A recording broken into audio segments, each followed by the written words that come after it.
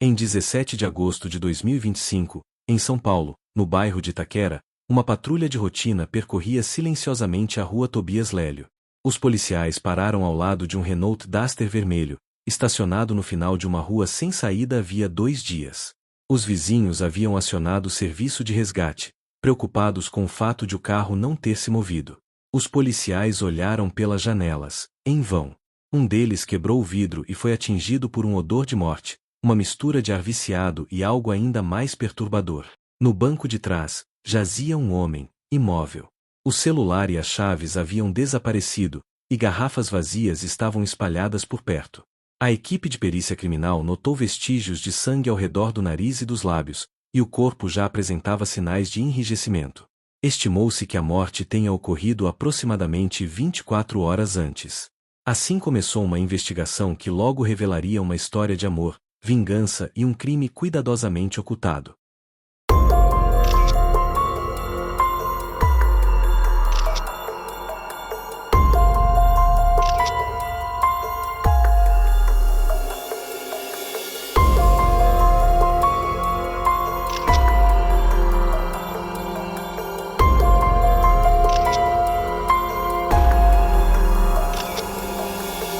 Vinícius Mutinho de Paula levava uma vida tranquila e respeitável. Ele tinha 28 anos e era professor de educação física em uma escola pública na zona leste da cidade. Ele trabalhava com crianças de 10 a 12 anos, tinha um dom raro para se conectar com elas e era muito respeitado por seus colegas. Seus alunos o adoravam por sua gentileza e atenção.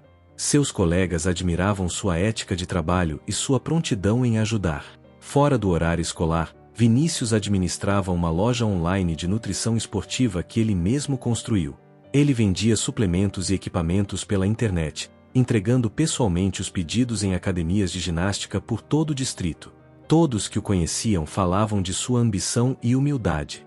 Ele nunca se esquivou do trabalho árduo e sonhava em lançar uma academia de saúde onde o condicionamento físico fosse acessível a todos. Seus pais, Hugo Silva de Paula e Salvana, lembravam-se de um filho disciplinado e atencioso desde jovem. Ele não tinha vícios, evitava o álcool e certamente não tinha interesse em substâncias proibidas. Ele passava seu tempo livre com seus irmãos mais novos, ajudando-os com a lição de casa e os treinos. A família vivia modestamente, mas em harmonia, e Vinícius sentia que era seu dever sustentar a casa, tanto emocional quanto financeiramente. Qualquer pessoa que o conhecesse via alguém forte por dentro, porém desprovido de arrogância. Para os amigos, ele era um confidente. Para os pais, um pilar de apoio. Seu pai disse certa vez que o filho sempre colocava os outros em primeiro lugar. Na primavera de 2025, Vinícius tinha mais planos do que nunca. Ele estava reservando fundos para abrir uma academia sob sua marca online. Passava as noites elaborando um plano de negócios, consultando parceiros e procurando locais em Vila Jacuí e Jardim Nova Vitória. Tudo indicava um futuro promissor. Aqueles que lhe eram próximos frequentemente comentavam sobre seu jeito peculiar de lidar com as pessoas. Ele nunca se envolvia em fofocas, evitava conflitos e raramente julgava os outros. Mesmo diante da hostilidade, ele frequentemente optava por recuar em vez de responder com aspereza. Essa gentileza, essa abertura, alguns acreditariam mais tarde, pode ter sido justamente a característica que selou seu destino. Pouco antes da tragédia, os colegas de trabalho de Vinícius notaram algo diferente nele. Uma perspectiva mais otimista e um otimismo inegável. Ele falava sobre seu futuro, casamento, família, filhos. Sua vida parecia estar se encaixando aos poucos. Em conversas privadas com pessoas queridas, ele compartilhou como tudo parecia finalmente estar se encaixando. Ninguém poderia ter previsto a tempestade. Sua história sempre foi de integridade, a de uma pessoa que vivia abertamente, evitava conflitos e genuinamente tentava fazer o bem aos outros. Foi isso que tornou o que aconteceu em seguida tão perturbador. Não foi apenas um crime. Foi crueldade sem motivo. Larissa Gonçalves da Mota trabalhava como técnica de enfermagem em um hospital na zona leste da cidade. Ela era mãe solteira e criava uma filha pequena. Ela e Vinícius Mutinho de Paola começaram a namorar em 2021. A princípio, parecia um relacionamento típico, até que as coisas começaram a mudar. O ciúme começou a surgir, assim como acessos de irritabilidade. O relacionamento deles tornou-se conturbado, oscilando entre demonstrações de afeto e rompimentos violentos. Com o tempo, as discussões tornaram-se mais frequentes. Houve cenas públicas e, segundo a família de Vinícius, um incidente o deixou fisicamente ferido, algo que ele documentou com fotos. Em 2023, eles terminaram de vez. Ou pelo menos era o que ele pensava. Apesar do término, Larissa continuou entrando em contato, mandando mensagens, ligando e implorando por outra chance. Ela não aceitava um não como resposta. Vinícius fez o que pôde para se distanciar, concentrando-se no trabalho e na forma física, mas a persistência dela nunca diminuiu. No início de 2025, ele começou a ficar preocupado. Entre os pertences de Larissa, ele encontrou medicamentos, sedativos potentes destinados estritamente ao uso hospitalar, não algo para ser guardado ou usado fora de supervisão médica. Essas substâncias poderiam causar efeitos colaterais graves. Perturbado com a descoberta, Vinícius deixou claro para seus entes queridos que a reconciliação estava descartada, definitivamente. Então chegou o dia 21 de fevereiro de 2025, um ponto de virada. Durante uma visita, Larissa supostamente colocou algo na bebida dele. Vinícius disse mais tarde que desmaiou e só acordou completamente quase 2 dias depois. Quando finalmente acordou naquela segunda-feira, percebeu que alguém havia acessado suas contas de redes sociais sem permissão. Postagens afirmavam que ele e Larissa haviam reatado o relacionamento. Mensagens pessoais foram enviadas a seus contatos, incluindo Juliana, uma amiga de longa data de Vinícius. Essas mensagens eram agressivas, ofensivas e completamente atípicas para ele. No mesmo dia, Vinícius tornou público que suas contas haviam sido invadidas e que as postagens sobre seu relacionamento eram falsas. Depois disso, ele cortou todos os laços. Pelo que ele sabia, não havia volta. Ele informou sua família sobre a situação e se dedicou ao trabalho. Em abril de 2025, as coisas finalmente pareciam ter se estabilizado. Sua amizade com Juliana, alguém que ele conhecia desde o ensino médio em 2011, começou a se aprofundar e se transformar em algo mais. Na presença dos amigos, ele disse que se sentia ele mesmo novamente com ela, calmo e centrado. Ele não mencionou mais o incidente de fevereiro e evitou falar sobre o passado. Pela primeira vez em muito tempo, ele olhou para frente e viu paz. A partir daquele momento, as vidas de Vinícius e Larissa seguiram rumos completamente diferentes. Enquanto Vinícius se concentrava em objetivos claros e em um futuro construído com propósito, o comportamento de Larissa começou a mostrar sinais de obsessão. Ela tentou entrar em contato com ele repetidamente, demonstrou um interesse indesejado em seu círculo social e reagiu mal quando a notícia de que ele estava saindo com outra pessoa veio à tona. Essa tensão subjacente se tornaria crucial mais tarde para entender o que aconteceu em agosto de 2025. São Paulo, sexta-feira, 15 de agosto de 2025. Naquela manhã, Vinícius Moutinho de Paula ministrou suas aulas de educação física para alunos do 4º e 5º ano em uma escola pública na zona leste da cidade. Ele preencheu o registro de presença e atualizou o inventário dos equipamentos da quadra antes do meio-dia, e então coordenou a programação da semana seguinte com o vice-diretor. Não houve nenhuma preocupação com seu trabalho. Tudo transcorria como de costume. Depois do almoço, ele se dedicou ao seu negócio paralelo, uma loja online de produtos fitness. Conferiu as confirmações de pagamento, empacotou os pedidos de suplementos e preparou a documentação necessária. Ele tinha apenas uma entrega pessoal agendada para aquele dia, uma entrega no bairro de Itaquera. Por volta das 18 horas, saiu de casa em seu Renault Duster vermelho, o mesmo veículo que usava para a maioria das entregas. O cliente o aguardava em uma academia próxima à Avenida Itaquera. Vinícius entregou o pacote, conferiu o pedido, recebeu uma confirmação por mensagem e enviou o recibo eletronicamente. O cliente não teve reclamações sobre a entrega ou os itens. Por volta das 19 horas, Vinícius enviou uma breve mensagem para sua mãe. Indo para casa agora. Esse seria o último contato conhecido com sua família naquela noite. Seu plano era chegar em casa, se preparar para as aulas de segunda-feira, atualizar suas anotações e revisar a lista de alunos. De fora, parecia um dia completamente normal. Nada em seus registros de trabalho ou mensagens com clientes ou colegas indicava estresse ou conflito. Às 19 horas, todas as tarefas que exigiam sua saída de casa estavam concluídas. Ele deveria estar voltando para casa. Mas, depois daquela entrega em Itaquera, Vinícius recebeu um telefonema de Larissa Gonçalves de Mota. Ela pediu para se encontrarem em bons termos, sugerindo que tomassem um drink para comemorar seu aniversário recente. Acreditando que seria uma conversa breve e cordial, Vinícius concordou. Mais tarde, câmeras de vigilância registraram seu Renault Duster vermelho entrando em um motel em Itaquera. Ele estava dirigindo. Uma mulher estava no banco do passageiro. Os registros do motel confirmaram o check-in. Nenhuma perturbação foi relatada. Larissa alegaria mais tarde que entrou sem ser notada, sem documento de identidade. Mas o funcionário da recepção se lembrava de uma versão diferente. Larissa apresentou um documento de identidade digital e fez o cheque-in formal às 21h03. Essa declaração coincidia tanto com as imagens de vigilância quanto com o registro de entrada. Durante o interrogatório, Larissa disse que a noite transcorreu sem incidentes. Eles conversaram. Beberam algumas cervejas. Ela então alegou que Vinícius usava cocaína. Seus amigos, familiares e colegas rejeitaram veementemente essa alegação, afirmando que ele era comprometido com um estilo de vida limpo e saudável e nunca havia usado substâncias proibidas. O que está confirmado é o seguinte: às 21h, eles entraram no motel. Permaneceram no quarto por várias horas. Ninguém jamais viu Vinícius vivo novamente. Itaquera, na noite de 15 de agosto para as primeiras horas de 16 de agosto de 2025. Dentro do quarto de motel onde Vinícius Mutinho de Paula havia se hospedado com Larissa Gonçalves da Mota, as câmeras de segurança externas não registraram nenhuma movimentação do lado de fora do prédio durante toda a noite. Após as 22h, seu Renault Duster vermelho permaneceu estacionado no local.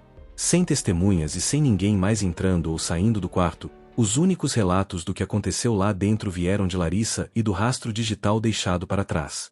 Larissa descreveu a noite como tranquila. Eles conversaram e tomaram algumas cervejas.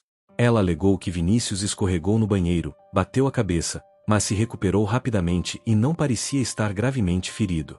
Disse que continuaram conversando depois e que, sob o efeito do álcool, ele ficou sonolento. Mas os investigadores tinham dúvidas. Primeiro, Larissa tinha formação médica. Mesmo assim, ela nunca alertou a equipe do motel nem buscou ajuda, embora um traumatismo craniano, especialmente um envolvendo álcool, possa ser perigoso. Segundo, os peritos criminais confirmaram posteriormente que havia água perto da borda da banheira, sugerindo uma queda. Mas não havia sinais de um pedido de socorro, nem para os funcionários do motel, nem para os serviços de resgate. Então, por volta das 2h da manhã, mensagens começaram a ser enviadas do celular de Vinícius para sua namorada, Juliana. As mensagens eram emotivas e confusas. As mensagens incluíam confissões e acusações, escritas em uma voz que não parecia ser a dele. Uma delas dizia: "Não consegui dormir, saí para tomar um ar e acabei te traindo. Não sei como pude fazer isso com alguém como você." Juliana percebeu imediatamente que algo estava errado. O tom não era dele, a fraseologia, a linguagem.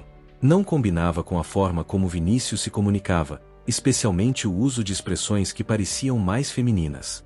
Ela respondeu, pedindo provas. Uma foto, uma mensagem de voz, qualquer coisa. Não houve resposta. 1 hora depois, as mensagens pararam. O telefone ficou offline. Os investigadores, ao analisarem a cronologia dos acontecimentos, concluíram que o carro de Vinícius permaneceu parado a noite toda. Ninguém foi visto saindo do quarto. As mensagens, ao que tudo indica, foram enviadas de dentro, no momento em que Vinícius talvez já não estivesse no controle do seu celular. Mais tarde, Larissa contou aos investigadores que Vinícius havia bebido, se sentiu culpado e enviou as mensagens ele mesmo antes de dormir. Mas essa alegação não correspondia aos dados. O estilo de digitação, o vocabulário e a atividade do dispositivo indicavam que Larissa estava usando o celular dele. Às 5h35, as imagens de vigilância registraram o Renault Duster saindo do motel. Uma mulher estava ao volante. Seu tipo físico, comprimento do cabelo e movimentos correspondiam à descrição de Larissa. Vinícius não estava visível. O veículo foi visto seguindo em direção à rua Tobias Lélio, no bairro Dom Bosco. Larissa afirmou que Vinícius estava embriagado demais para dirigir e pediu que ela o levasse a um lugar tranquilo. Ela disse que ele se deitou no banco de trás e pediu para ficar sozinho. Depois disso, ela chamou um táxi e foi para casa. São Paulo, sábado, 16 de agosto de 2025. De manhã cedo, o celular de Vinícius estava offline. Sua mãe, Silvana, não conseguia contatá-lo. Ligações, mensagens, nada funcionava. Ao meio-dia, a família já sabia que não se tratava de um atraso comum. Vinícius nunca desaparecia sem dizer uma palavra. Seu pai, Hugo, e seus irmãos começaram a percorrer seus trajetos habituais pela zona leste da cidade, de Itaquera a Dom Bosco. Eles checaram estacionamentos perto de academias, lojas e qualquer outro lugar onde ele pudesse ter ido trabalhar. Ao meio-dia, a família de Vinícius já havia começado a verificar centros de pronto atendimento e hospitais em toda São Paulo, incluindo clínicas da UPA. Mas o nome dele não constava em nenhum registro de pronto atendimento. Com o passar das horas e o aumento da preocupação, eles registraram um boletim de ocorrência de pessoa desaparecida na delegacia de Vila Jacuí. Os policiais registraram sua descrição física, detalhes sobre seu Renault Duster vermelho e o horário do último contato conhecido. Ao mesmo tempo, a família entrou em contato com Larissa Gonçalves da Mota. Na ligação inicial, ela disse que tinha visto Vinícius rapidamente na sexta-feira à noite, que saiu por volta da meia-noite e não teve notícias dele desde então. Quando perguntada sobre onde se viram pela última vez, ela não deu uma resposta clara. Mais tarde naquela noite, em uma segunda conversa, sua história mudou. Desta vez, Larissa afirmou que havia ficado com ele a noite toda e que se separaram por volta das 8 horas da manhã. Quando questionada sobre detalhes de onde se separaram, ela primeiro disse que não se lembrava do nome da rua. Depois acrescentou que ele a havia deixado perto da estação Dom Bosco. A família de Larissa ouviu atentamente tudo o que ela disse. As inconsistências não se limitavam ao horário, mas também a locais importantes. Quando questionada sobre como chegou em casa, Larissa afirmou ter pegado um Uber. No entanto, ela não se lembrava de qual rua havia solicitado o carro, nem a que horas havia saído. Ao ser pressionada a mostrar o histórico de viagens em seu aplicativo, ela alegou ter perdido o celular e que agora estava usando um novo, comprado naquele mesmo dia. Mais tarde, na esperança de obter um relato mais claro, a família de Vinícius a contatou novamente, desta vez com a presença de sua irmã, e a conversa foi gravada em um áudio. Ao reproduzir o áudio, as respostas de Larissa se tornaram ainda mais inconsistentes. Ela apresentou versões contraditórias sobre o mesmo período. Quando questionada sobre o local exato onde o carro de Vinícius estava estacionado, ela disse que era em uma rua sem saída, mas não soube dizer qual. Sua explicação sobre como perdeu o iPhone também mudava constantemente. Em um dado momento, ela disse que deixou o celular no carro enquanto usava um aplicativo. Depois, disse que estava em um táxi. Mais tarde, afirmou não ter certeza de nada. Para a família de Vinícius, esse foi o ponto de virada. Larissa foi a última pessoa a vê-lo, e seu relato, suas explicações e detalhes sobre sua localização mudavam constantemente. No sábado à noite, a família chegou a uma conclusão definitiva. Ela não estava dizendo a verdade. Entregaram a gravação de áudio à polícia, juntamente com o relato escrito de suas várias declarações, com data e hora e anotações, mostrando exatamente onde seu relato mudava. O telefone de Vinícius ainda estava offline. As tentativas de contato com ele por meio de aplicativos de mensagens ou e-mail não obtiveram resposta. A família pediu à polícia que verificasse as câmeras de vigilância nas saídas de Itaquera e nas rotas em direção a Dom Bosco. Também solicitaram que as patrulhas ficassem atentas ao seu Renault Duster vermelho. Ao cair da noite de 16 de agosto, amigos se juntaram às buscas. Eles vasculharam ruas laterais e becos perto de estações de trem, tiraram fotos de ruas sem saída e sinalizaram qualquer carro que parecesse estar estacionado há muito tempo. Mesmo assim, nenhum sinal dele. Nesse momento, uma coisa estava ficando dolorosamente clara. O que quer que tivesse acontecido, aconteceu depois do encontro dele com Larissa. E a história dela não fazia sentido. O laudo toxicológico chegou à Divisão de Homicídios e Penitenciárias de São Paulo, DHPP, após a realização de uma bateria completa de exames de sangue, urina e conteúdo estomacal de Vinícius. Tanto a triagem inicial quanto a análise confirmatória detectaram a presença de fortes sedativos, substâncias regulamentadas para uso restrito e normalmente administradas apenas em estabelecimentos médicos licenciados. A concentração desses sedativos excedia em muitos níveis terapêuticos. A concentração de oxigênio era alta o suficiente para causar grave supressão do sistema nervoso central. Simultaneamente, os achados da autópsia revelaram claros sinais de privação de oxigênio, edema pulmonar e líquido espumoso nas vias aéreas, todos compatíveis com insuficiência respiratória. Notavelmente, não havia sinais de traumatismo craniano grave. Não foram encontradas evidências de lesão craniana ou cerebral que pudessem corroborar a história de uma queda fatal em um banheiro. Isso contradiz diretamente a narrativa de que Vinícius morreu após escorregar e bater a cabeça. Havia álcool em seu sangue, em níveis compatíveis com intoxicação moderada, mas essa quantidade, por si só, não teria causado parada respiratória. No entanto, quando combinado com os sedativos detectados, criou um efeito depressor perigoso no controle respiratório do corpo. Os peritos forenses foram claros: foi a interação entre o álcool e esses medicamentos que desencadeou uma falência respiratória gradual, levando à morte. Itens recolhidos no local, garrafas vazias e amostras coletadas do interior do carro, foram analisados. Não foram encontrados vestígios biológicos definitivos nos recipientes que confirmassem como as substâncias foram administradas. Ainda assim, isso não descartava a possibilidade de os sedativos terem sido misturados em bebidas e ingeridos anteriormente, possivelmente em outro local. O perfil químico das substâncias coincidiu com o sangue e o conteúdo estomacal de Vinícius, indicando que as drogas foram ingeridas por via oral várias horas antes da morte. A junta médico-legal chegou a uma conclusão definitiva. Não se tratou de um acidente. Não havia indícios de qualquer evento médico natural que pudesse explicar a causa da morte. O quadro clínico completo apontava para a ingestão intencional de sedativos em combinação com álcool, uma mistura que levou à depressão respiratória fatal, provavelmente enquanto Vinícius dormia ou estava sob forte sedação. A experiência profissional de Larissa e seu acesso a substâncias de uso medicinal deram aos investigadores fortes indícios de que ela tinha tantos meios quanto a oportunidade de adquirir e administrar essas drogas.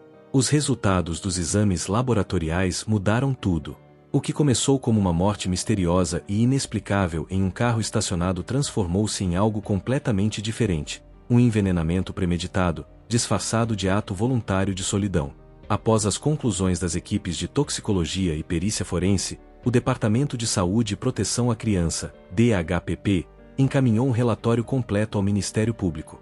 O documento incluía um cronograma detalhado e uma lista de provas complementares. Atendendo ao pedido do Ministério Público, um juiz de São Paulo expediu um mandado de prisão preventiva contra Larissa Gonçalves da Mota, com autorização para apreender quaisquer itens potencialmente relacionados à investigação. Naquela mesma manhã, agentes da Divisão de Homicídios de São Paulo, DHPP, chegaram a um endereço na zona leste da cidade. Larissa foi detida sem resistência. Ela foi levada à delegacia, informada dos motivos de sua detenção e teve acesso a um advogado.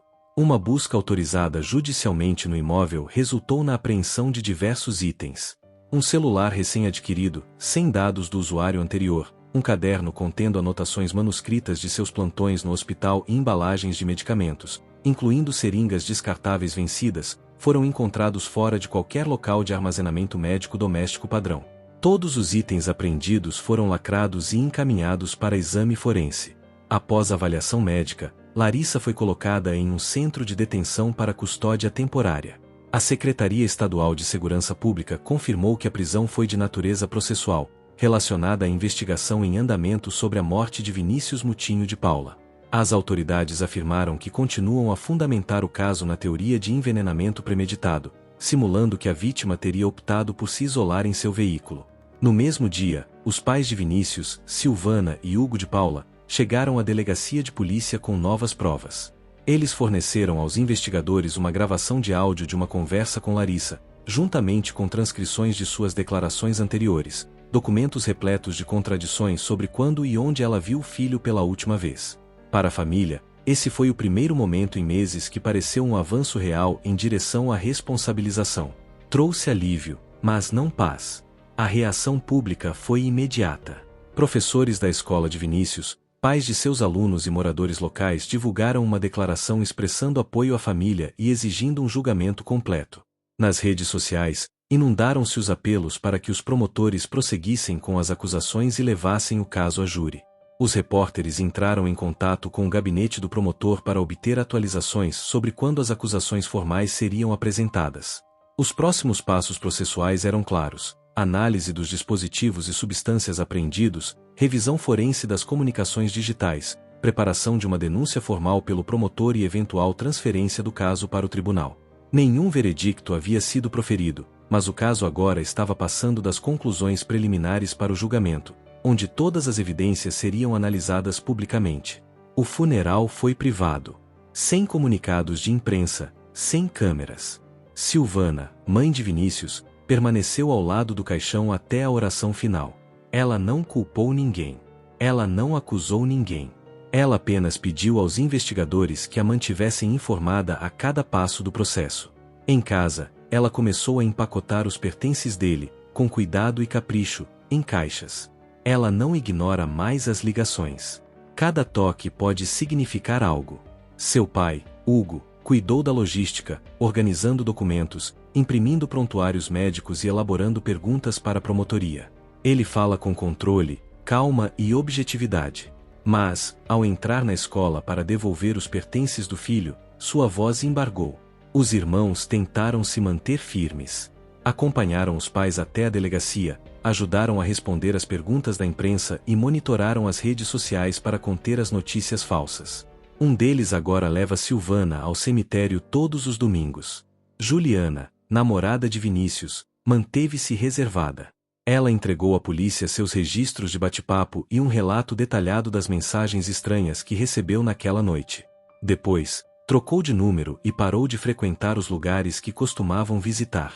Ela visita o túmulo cedo, deixa um bilhete, não diz nada e vai embora antes que qualquer outra pessoa chegue. Sob custódia, Larissa não admitiu culpa. Durante o interrogatório, ela se esquiva da responsabilidade e repete uma única frase: "Eu não fiz nada ilegal."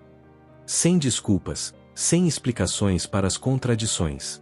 Na escola onde Vinícius lecionou, sua foto agora está pendurada em um memorial.